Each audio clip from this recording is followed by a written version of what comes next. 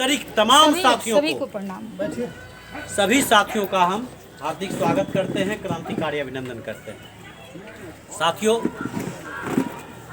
आज पूर्वक्ता साथियों ने विस्तार पूर्वक मृत्यु भोज पर, स्वर्ग नरक पर, ब्राह्मणवादी व्यवस्था पर और सामाजिक परंपरा पर विस्तार पूर्वक चर्चा करने का काम किए। निश्चित तौर पर हमें लगता है कि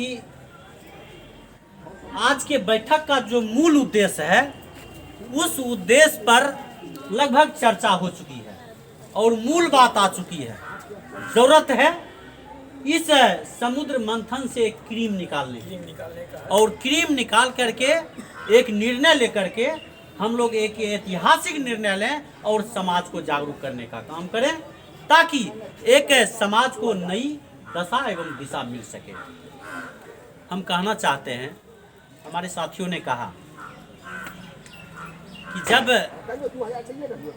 एक जानवर को हम देखते हैं कि एक जानवर मर जाते हैं, तो दूसरा जानवर जो एक ही नाद में उसके साथ खाते हैं, नाद में खाना पड़ी हुई रहती है, ऊपर से आटा भी आप छिड़क देते हैं, फिर भी वह नाद में मुंह नहीं मारता है और आंख से आंसू टपकते रहता है। ये सीन, चूंकि सभी लोग पशुपालक हैं, ये सीन आप देखते हैं। दूसरे तरफ आप पक्षी में भी देखते होंगे कि वह भी इतना संवेदनशील पक्षी है कि उनका भी यदि किसी को करंट में, तार में करंट लग जाने से मौत हो जाती है, तो तुरंत 50 कौवे 50 महीने तुरंत वहाँ जमा हो जाते हैं और खूब चिल्ला चिल्ला के रोते हैं अपनी भाषा में। और वह भी किसी तालाब में जाकर के स्नान करते हैं और आप महसूस करते होंगे कि वह भी दाना चुगने नहीं जा पाता है, नहीं जाता है। यह तो सीधे तौर पर हम लोग आंखों देखा हाल देखते हैं और एक से एक वैज्ञानिक लोग इस पर रिसर्च भी किया, जिसके बारे में भाई उपेंद्र जी ने कहा। ये तो हमारे नजरों के सामने हो रही है। दूसरे तरफ जो नजर के सामने नहीं है, वह चीज हम आप करते आ रहे हैं। नजर के सामने नहीं है, लेकिन हमारे साथियों ने कहा, मजदूर साथी हैं, मजदूर संगठन से जुड़े हुए हैं, और आप भी कुछ बात को रखा। हम सीधे तौर पर कहना चाहते हैं कुछ उदाहरण के साथ।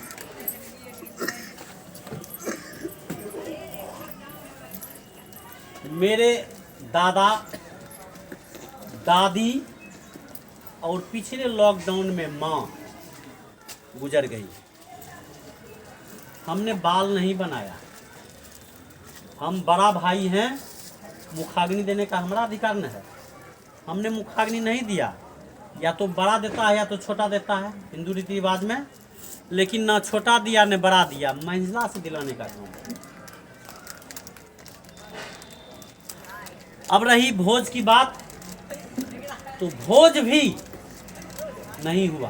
अब पिछले दिन तो ऑलरेडी लॉकडाउन ही था, सरकारें मना किए हुए हैं कि भोज नहीं करना है। जो भोज करता भी था, शाम झूठी शाम दिखाने के लिए उसका हरिया खपरी उल्टा दिया जाता था। देखे ना, तो कहने का मतलब, और कोरोना में लाखों लोग मरे, किसी का सही ढंग से जो परंपरागत दाह संस्कार या रीति रिवाज जो है, सारे चीज नहीं हो पाया, तो क्या हमारा वह पूर्वज स्वर्ग गया या नरक गया, किनको पता है?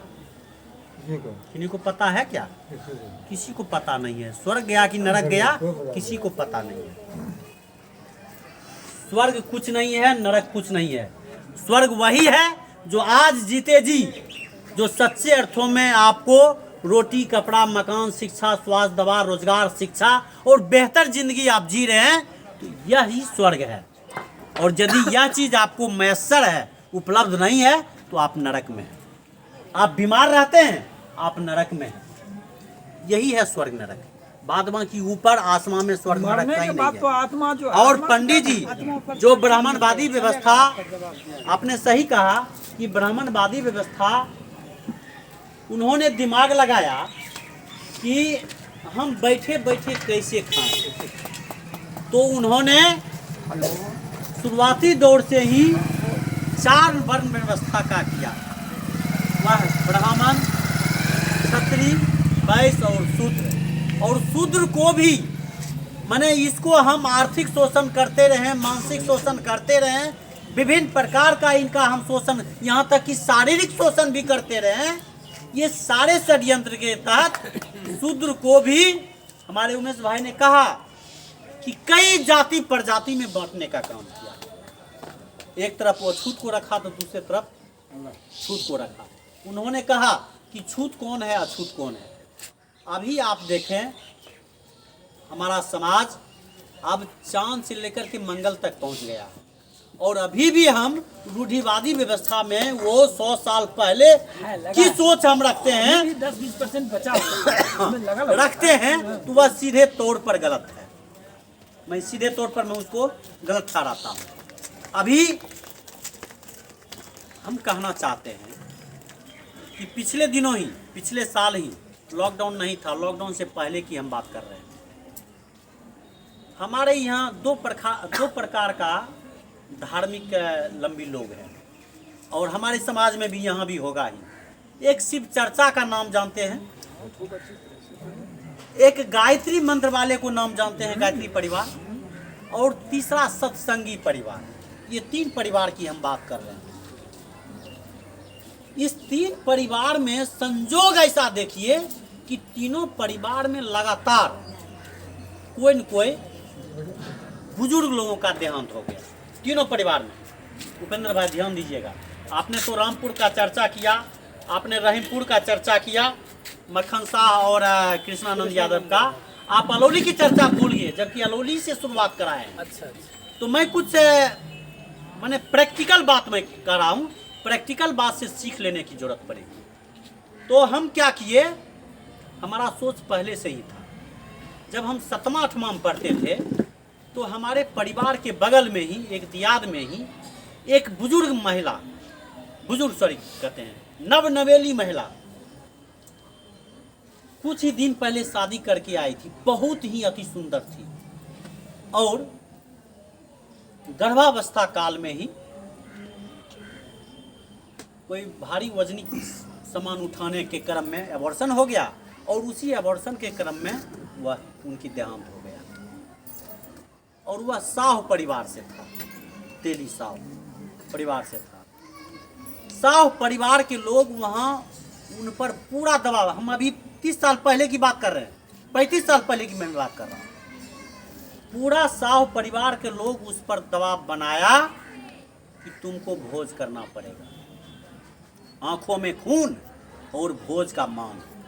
आप समझ सकते हैं, देखिए कितना संवेदनहीनता का परिचय है। सही बात, ऐसा चीज था। और हम लोग बस इतने बड़े थे, ये बात देखते सुनते थे तो बड़ा अजीब लगता था, आक्रोश भी उत्पन्न होता था, और लगता था कि लेकिन हम लोग का बस क्या चलता, कैसे कहेंगे उसको, बुजुर्ग लोग को क्या कहते। लेकिन मन में, दिमाग में एक बहुत बड़ा ठेस उत्पन्न हुआ, दिमाग में बैठ गया यह बात कि यह तो सीधे तौर पर गलत था। आप समझ सकते हैं कि हम उस उम्र में यह निर्णय पर थे कि यह जो बोल रहा है कि भोज देना पड़ेगा, वह सीधे तौर पर गलत है। यह हम समझ रहे हैं, ये 9-10 साल का नौजवान, लेकिन इतने बुजुर्ग लोग वहाँ थे, उनके समझ से परे था। वह कह रहा था कि भोज चाहिए ही चाहिए। वो कहता था कि इसको इलाजे में हमको इतना खर्चा हो गया, मेरे पास है ही नहीं, हम कहाँ से भोज कर पाएंगे। कहा कि नहीं है, तुम जमीन गिरवी रखो, हम तुमको कर्जा देते हैं इतना। मैंने इस तरह का दबाव उस पर बनाया गया, और मजबूरन दबाव बनाया गया, उस पर हमको नहीं रहा गया। हम भी थे, जैसे बच्चा कुछ सुनने के लिए नहीं जगह है, उस तरह से हम भी थे वहाँ। हम बोल गए, इसी प्रकार से बैठक करके भोज करने के लिए दबाव बनाया जा रहा था। हम बोल गए कि दादा, ये भोज करने से क्या होगा, उनका हालात है इतना खराब कि वह भोज करने लायक नहीं है, उल्टे इनका परिवार का सदस्य पत्नी गुजर गया और ऊपर से आप भोज मांग रहे हैं। जो भी पैसा था वो इलाज में खर्च कर दिया, वो भोज कहाँ से करेगा? और आप कह रहे हैं कि हम कर्जा देते हैं, तुम करो, अब बाद में तुम आप भिखमंगा बनाना चाहते हैं। मैंने कहाँ से मेरे मन में ये शक्ति आ गया, हमने ये बात बोली। अरे तू क्या बोलोगे? जो क्या जी कर बेटा, जीरे जब भाग। मैंने इस तरह से दुत्कार करके हमको हटा दिया। मैंने ठेठी में उस समय में ठेठी में बात की। एक सेकंड रहिए, आप ही लोग के लिए बता रहे हाँ, हैं, रहिए। बढ़िया चीज बता रहे हैं। हाँ। तो उस समय में तो जैसे तैसे हुआ, भोज तो ले ही लिया, कर्ज दे करके भोज ले लिया। वह चीज मेरे दिमाग में बैठा हुआ था। और ये पिछले साल की मैं जब बात कर रहा हूँ, अब तो मैं और मैच्योर हो गया, परिपक्व हुआ, ढेर सारी जानकारी से समाहित हैं। तो मौका मिल गया संजोग से, क्योंकि हम वहाँ के सरपंच भी हैं, सरपंच संघ के जिलाध्यक्ष भी थे, पावर में भी थे। तो हमको एक दिमाग में एक पैदा हो गया कि क्यों नहीं इसी जगह सामाजिक क्रांति, क्यों नहीं क्रांति का ज्वाला क्यों नहीं फैलाया जाए, क्रांति का ज्योति क्यों नहीं जलाया जाए। और मुद्दा मिला हुआ था हमको कि संजोग देखिए, लगातार मैंने 3-4 रोज के अंतराल में ये तीनों परिवार का मतलब कि एक कोई एक मैंने शिव चर्चा परिवार का था, एक गायत्री परिवार का था, एक सत्संगी परिवार का था। अलग अलग तीनों के लोग मर गया। अब तीनों जगह का लोग हमारे संपर्क में थे, सरपंच होने के कारण सब लोग संपर्क में थे। तीनों जगह जाने का मौका मिल गया। तीनों जगह हमने सीधे तौर पर कहा कि मृत्यु भोज नहीं करनी चाहिए। मृत्यु भोज ये झूठी परंपरावादी सोच है, ब्राह्मणवादी सोच है। इस सोच को कचरे के ढेर में फेंक देना चाहिए और सिर्फ एक शोक सभा करके उसी शोक सभा में पान के डंटी के साथ आप स्वागत कर लें अपने अतिथियों को, जो बन पड़े। ऐसा भी कोई दबाव नहीं है, जो बन पड़े पान के डंटी से शोक सभा कर लीजिए, इनके जीवनी व्यक्तित्व कृतित्व पर चर्चा कर लीजिए और बेहतर समाज कैसे बने इस पर चर्चा कर लीजिए।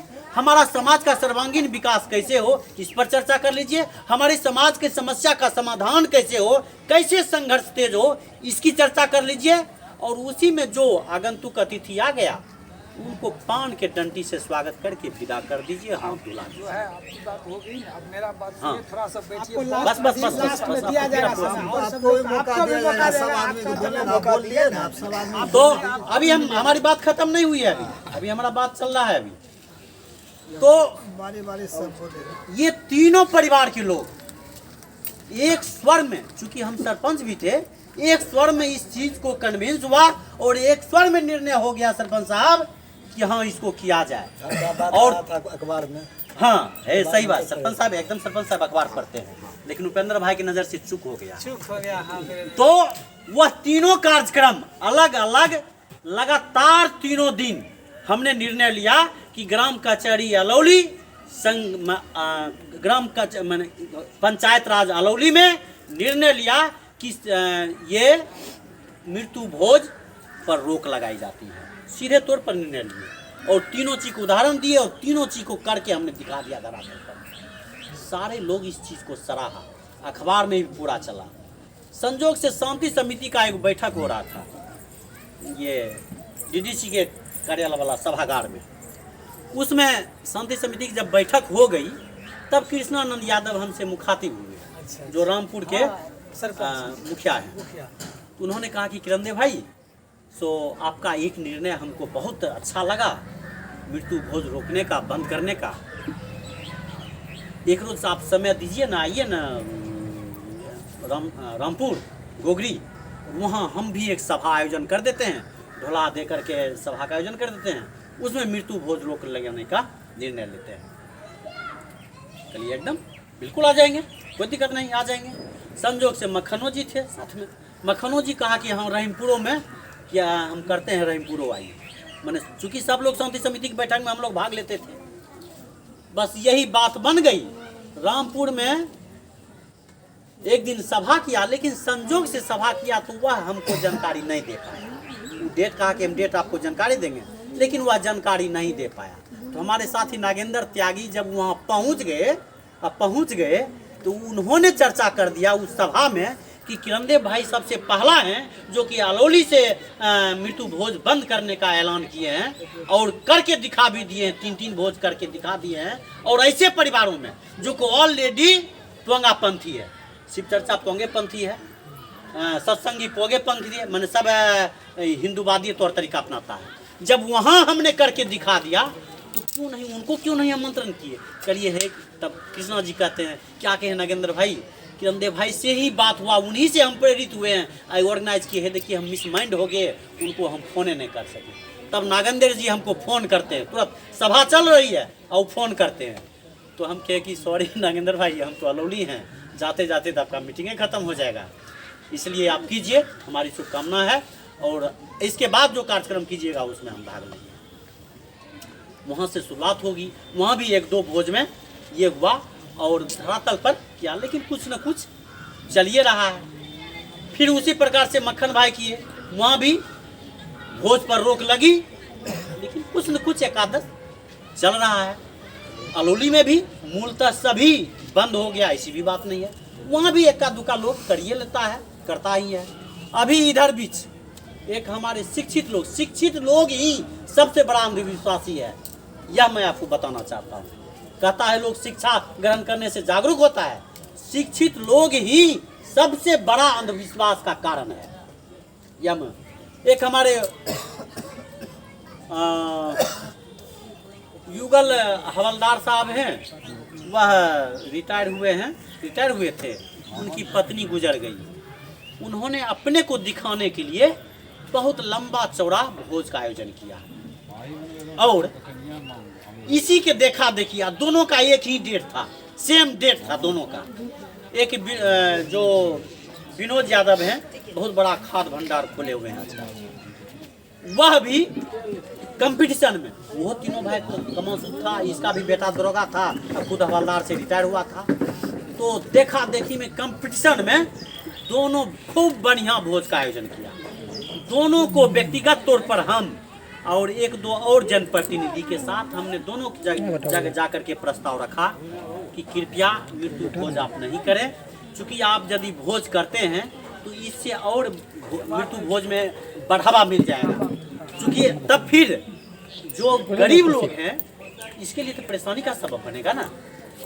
तो इसलिए आप नहीं करें। कल के नहीं इसे सरपंच वो करवे करना है, जरूरी से करवे करिए। अब दबाव तो हम नहीं देंगे, जो मन है कीजिए। वो बाद में हमको आया, चूंकि एक देवघट्टा रोड में था और एक हमारे घर के आसपास में था। देवघट्टा रोड इतना जर्जर, इतना भरठौना कीचड़ होता था।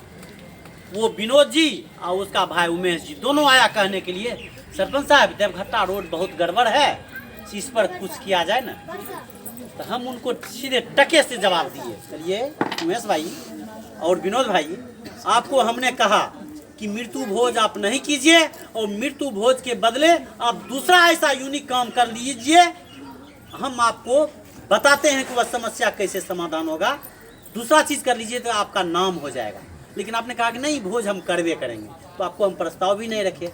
आज जो जिस समस्या को लेकर के आप आए हैं, यदि उसी समय में जहां आपने कहा, आप ही के कथन अनुसार 10 लाख आपने खर्चा किया और 10 लाख में यदि 5 लाख रुपया से आप मिट्टी का छिड़काव, वो क्या बोलते हैं, छाय का छिड़काव और गिट्टी का छिड़काव आप इस रोड में करवा देते तो आपका नाम हो जाता सबसे बड़ा, और आने वाले समय में आप जनप्रतिनिधि बन सकते थे। लेकिन आपने किया नहीं। भोज कर देने से क्या होता है, कितना भोज कीजिएगा, लोग आपको कह रहा था, आप सुनने वाला को सुना देते हैं, कई लोग कह रहा था झूठे नौता दे देता है, इतना बैठाने का जगह नहीं है, के 2-2 घंटा इंतजार करेगा। कोई कहता था कि घी में दाल का पानी मिलल था, तो कोई कहता था कि जो है पत्ता पर भात नहीं पुरता था। तो कहने का मतलब एक से एक भांति की बात बोला जाता है। आपका खर्चा तो हो जाता है, सारा चीज हो जाता है, लेकिन उसका श्रेय नहीं मिलता है। तो ये बातें हो गई है। उसी तरह से वो दाल भात का भोज किया, उससे कना उसका पड़ गया। और ये जो हवलदार साहब थे, ये लास्ट भोज बुनिया पूरी का किया। आप समझ सकते हैं, आपको भी प्रैक्टिकल की बात होगी। बुनिया पूरी भोज और बेजतिया वाला भोज होता है। भले आप दिखाने के लिए कहते हैं बुनिया पूरी भोज करते हैं, लेकिन आपके पत्ता पर पूरी नहीं पुर पाएगा।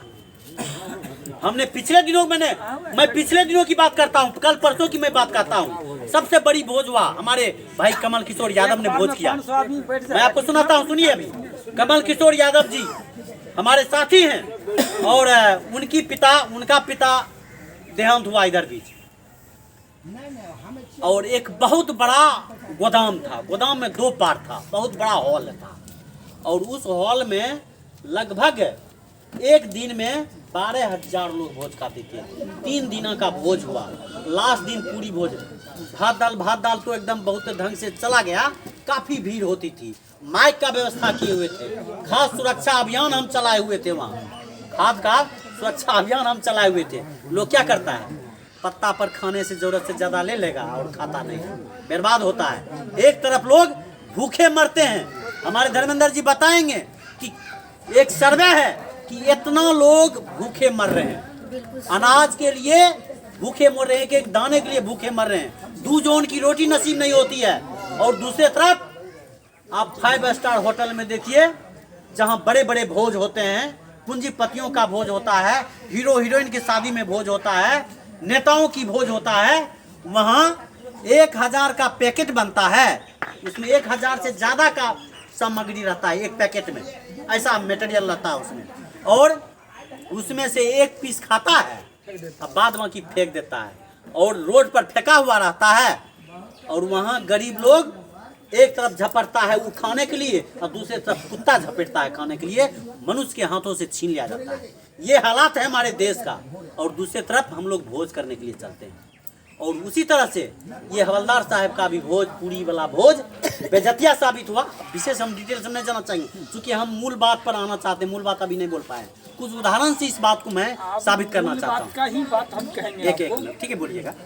तो कहने का मतलब हम खर्च भी करते हैं और दूसरी तरफ उसका श्रेय भी नहीं मिल पाता है। और ऊपर से जिस कर्ज की बात करते हैं कि पिता का कर्ज, पिता तो चले गए, पिता जन्म दे करके भरण पोषण करके काबिल बना करके चले गए, लेकिन हम उनकी मृत्यु भोज करके हम जो कर्जदार बन जाएं, हम जो दूसरे से भीख मांगने के लिए जाएं, ये कहाँ की इंसानियत होगी? ये जज करने की जरूरत है और अपनी अपनी गिरबान झांक के देखने की जरूरत है। हम कहना चाहते हैं कि आज जो हमारी सामाजिक ताना बाना है, सामाजिक जो व्यवस्था है, वह व्यवस्था रूढ़िवादी है, परंपरावादी है और ब्राह्मणवादी व्यवस्था है। आपने भी स्पष्ट रूप से कहा कि ब्राह्मणों ने 4 वर्ण व्यवस्था बना करके हमको अछूत घोषित करके हमारे कमाई पर वह अपना ऐशो आराम की जिंदगी जीना चाहता है। कौन ब्राह्मण आज तक गया है टोकरी उठाने? कहीं नहीं। तो कहने का मतलब हमारा यह है, यह सीधे तौर पर ये रूढ़िवादी व्यवस्था है। इस रूढ़िवादी व्यवस्था को तोड़ देनी चाहिए, फेंक देनी चाहिए। ये मानसिक गुलामी है। जिस प्रकार से हमारे देश पर अंग्रेजों ने 200 से अधिक वर्षों तक शासन किया, हम गुलाम थे और गुलामी की जंजीर में जकड़े हुए थे। लेकिन आज भी वही ब्राह्मणवादी लोगों ने, अंग्रेज क्या था? ब्राह्मण था। आज समाज, आज लोग आया था, क्या था? ब्राह्मण था। ब्राह्मण आपका भारत का थोड़े है, वही आर्य समाजी था, हम कह रहे हैं। तो वो सारे के सारे लोग वो अपनी रीति रिवाज हम पर थोप करके और हमसे चुंगी वसूलने के लिए, हमारा शोषण करने के लिए एक से एक नियम कानून बना करके, हमारे उमेश भाई ने कहा ये सारे चीज का जड़ है पतरा। पतरा कौन लिखता है? पतरा वही ब्राह्मणे लिखता है। चूंकि उस समय में पढ़ा लिखा ब्राह्मण ही हुआ करता था, हमें पढ़ने का अधिकार भी नहीं था। हम शूद्र को पढ़ने का भी अधिकार नहीं था। और मंत्र का शब्द हो और पढ़ाई का शब्द हो, ये शब्द यदि हम शूद्र लोग सुन लेते थे तो कान में शीशा पिघला करके डाल दिया जाता था। यदि हम पढ़ाई की बात 2 शब्द बोल लेते थे तो हमारी जीभ काट ली जाती थी। यदि हम किसी को पढ़ते मंदिर में पूजा करते हुए देख लेते थे तो हमारी आंखें फोड़ दी जाती थी। ये हालात था उस समय में। तो उस समय में पढ़े लिखे कौन था? तो वही ब्राह्मण लोग था। तो वह ब्राह्मण लोग एक ऐसा नियम कानून बनाया, ये परंपरावादी व्यवस्था बनाने का काम किया, ताकि हम बैठे रहें और हमें ये शुद्ध लोग आकर के प्रणाम करे, दूर से ही दंडवत करे। हालात तो यह था साथियों कि आपके कमर में झाड़ू बांध दिया जाता था और गले में एक हांडी बांध दिया जाता था, और जिधर आप चलते थे तो झाड़ू देते हुए आपके पीछे से नंगरी झाड़ू दिए हुए चलता था, और आप थूक भी इधर उधर नहीं फेंक सकते थे, और घड़ा अपने घड़ा में थूक फेंकने के लिए मजबूर किया गया था। ये हालात था उस समय में। अरे सुनिए तो सही, बोलिएगा ना, डिस्टर्ब नहीं कीजिए। तो ये हालात था। तो इस हालात से जब हम लोग डॉक्टर अंबेडकर ने संविधान बनाने का काम किया, संवैधानिक अधिकार हमको देने का काम किया, तब हम जागरूक हुए। हम लोग पढ़ना लिखना सीखने का काम किया। और सबसे पहला पढ़ाने वाला कौन था? ज्योतिबा फुले, सावित्रीबाई फुले।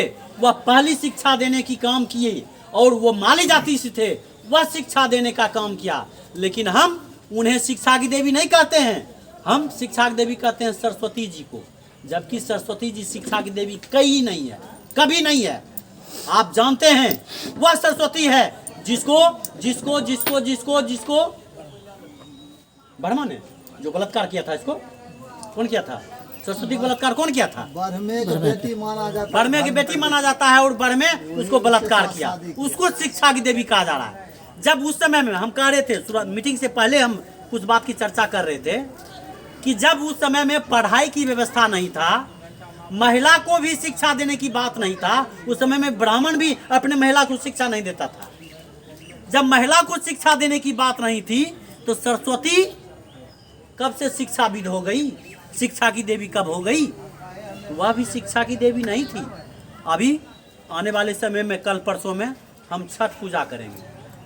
छठ मैया कहाँ है? छठ मैया कौन है? छठ मैया यदि आपके पास एंड्रॉयड मोबाइल है तो आप नंबर दीजिए, मैं आपको लिंक भेजूंगा। उसका इतिहास आप पढ़िए कि छठ कुछ नहीं है। ये सारा का सारा एक समय था। बुद्ध, हमारा देश बुद्ध और अशोक का है, हमारा देश महावीर का है, जैन का है। ये तमाम लोगों ने जो अपनी परंपरा देने का काम किया, हिंदू ये ब्राह्मणवादी व्यवस्था के खिलाफ, बौद्धिस्ट ने, बुद्ध ने जो अपने धर्म को जो प्रचार करने का काम किया, उसमें कहीं मूर्ति पूजा कहीं नहीं है, ये मृत्यु भोज कहीं नहीं है।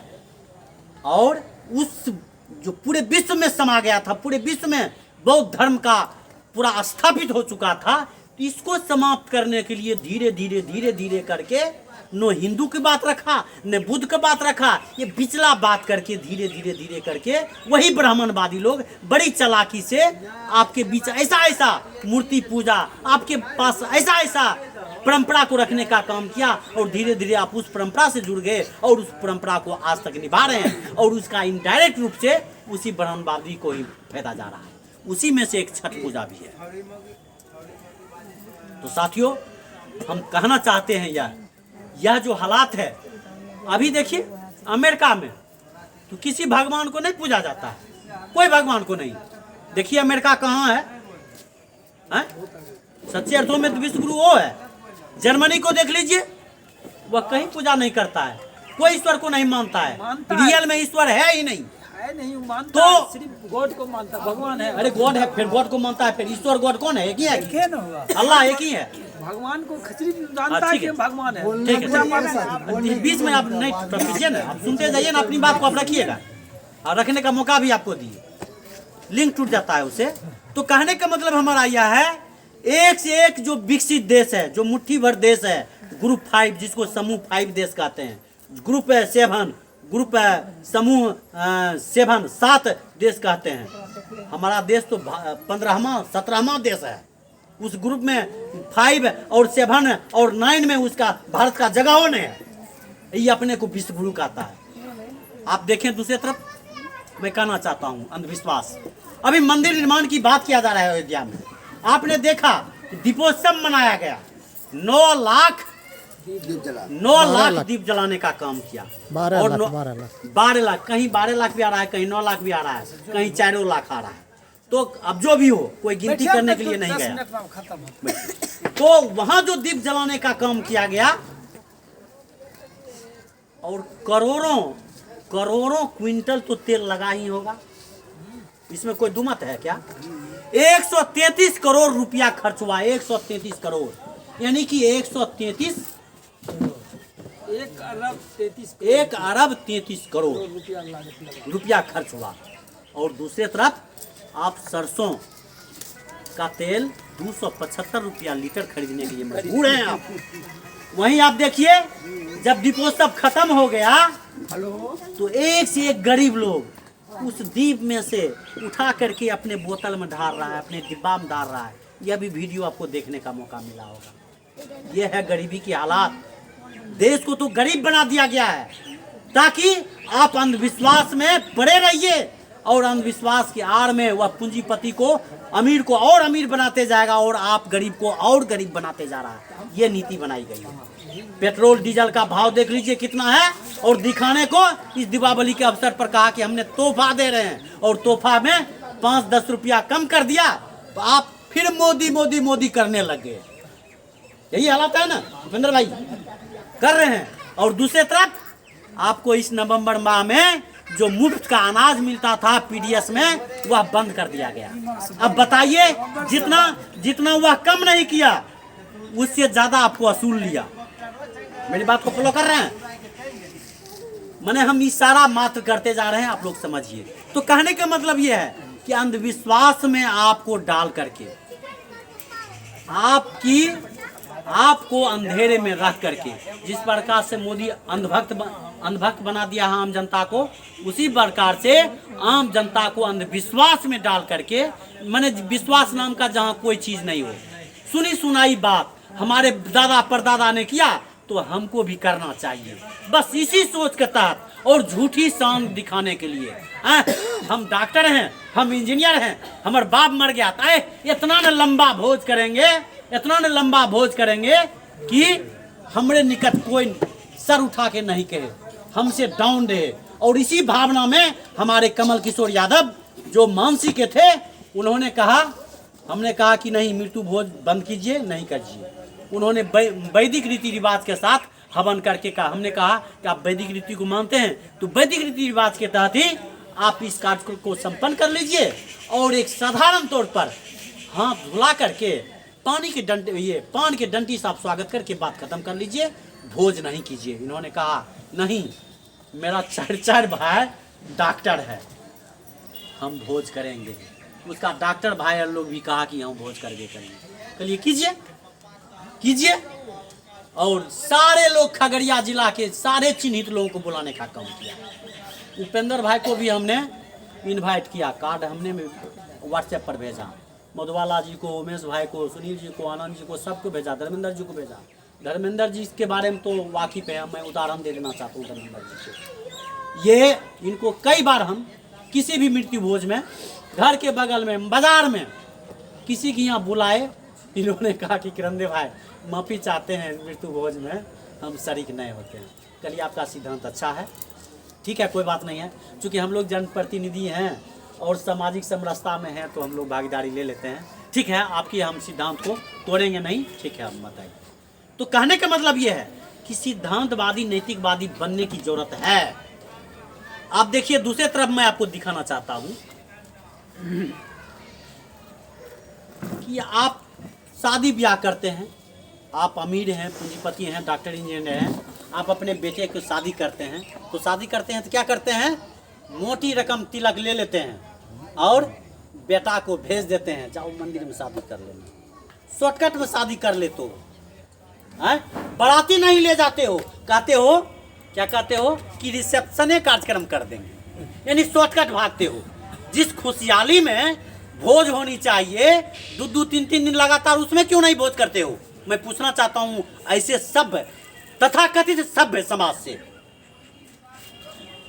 मैंने खुशी में तुम भोज क्यों नहीं करते हो 2-3 दिन? उसमें क्यों शॉर्टकट भागते हो? क्यों भोज से वंचित हो जाना चाहते हो? क्यों बेटे को सिर्फ भेज देते हो, जाओ मंदिर में शादी कर लो, रिसेप्शन दे देंगे। रिसेप्शन इसलिए दे देंगे ताकि असूलीकरण करेंगे। हमने कमल किशोर यादव जी को भी हमने कहा कि आप भोज कर रहे हैं ठीक है भोज कीजिए, लेकिन ये जो दुकान लगाते हैं ये गलत है। इन्होंने दुकान लगाया, इन्होंने दुकान लगाया। हमने कहा ये इस विचारधारा से हम सहमत नहीं है। हमको कहा कि आप टेबल पर बैठिए किरण भाई, आप लिखिए आप पैसा नोट, खाली माफ कीजिए ये हमसे नहीं होगा। अब समझ सकते हैं कि आखिर हमारे साथी हैं, तो फिर ऐसी कौन सी बात रह जाएगी, हमें आप में तब अंतर नहीं रहेगा, तब पढ़ने का क्या मतलब रह गया। हम उनको कहे कि आप पीएचडी किए हैं, आप कहते हैं पीएचडी किए हैं, आप अपने नाम का आगे डॉक्टर लगाते हैं, और दूसरी तरफ ये पोंगा पंथी ये रूढ़िवादी तरीका अपना रहे हैं, तो फिर ये पीएचडी करने का क्या मतलब रह जाएगा। तो पीएचडी भी किया ऐसे सब्जेक्ट से रहीमपुर में 40% कामयाब हैं। आने वाले समय में